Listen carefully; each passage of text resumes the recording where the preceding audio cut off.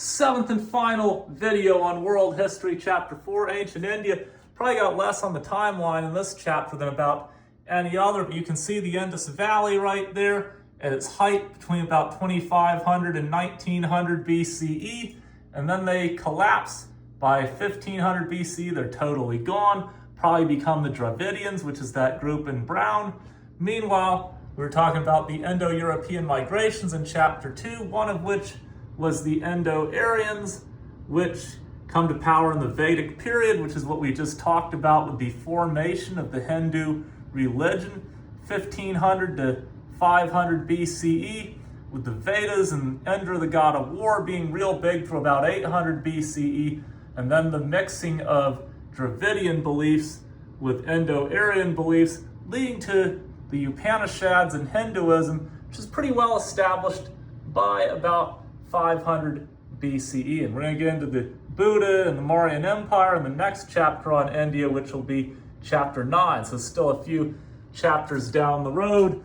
Now they go have some map fun, so I feel like that's where this really applies. So they try to summarize 3,000 years of early Indian history for you, starting with the Indus Valley in Pakistan, which probably rose around 3,500 BC, right around when Sumer and Egypt rose, but peaked around 2,500 BC, probably destroyed themselves in about 1900 to 1700 BC, most likely desertification. They abandoned their cities and probably migrated into India as the Dravidians, which are the local people of India. About 1500 BCE, the Indo-Aryans migrate over the Hindu Kush down into the Indus Valley, and by about 1000 BC, they're in places like modern New Delhi and the Ganges Valley. And then by 750 BC, the population's so dense here, they migrate further south into the Deccan Plateau, which is where they get by about 500 BCE. Over time, you have Indra, the god of war, and all these early Vedic religions until about 800 BCE, when many Brahmins start leaving their society and going into the woods and meditating in the Ganges Valley, which then they mix with local Dravidian beliefs, and this forms the beginning of Hinduism. Society changes so much that they go from heavy meat eaters in 1500 BCE with horses being super prized and cattle and all this war, to being much more peaceful, I guess you could say, like vegetarian. But also over these 1,000 years between 1500 and 500 BCE, the caste system forms, which gets more rigid after about 1000 BCE.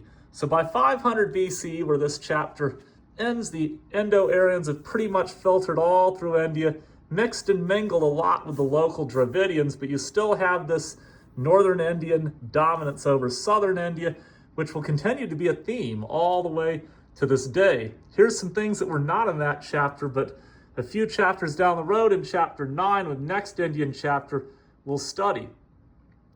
Darius of Persia in 520 BCE gets across the Indus Valley, doesn't go any farther than that.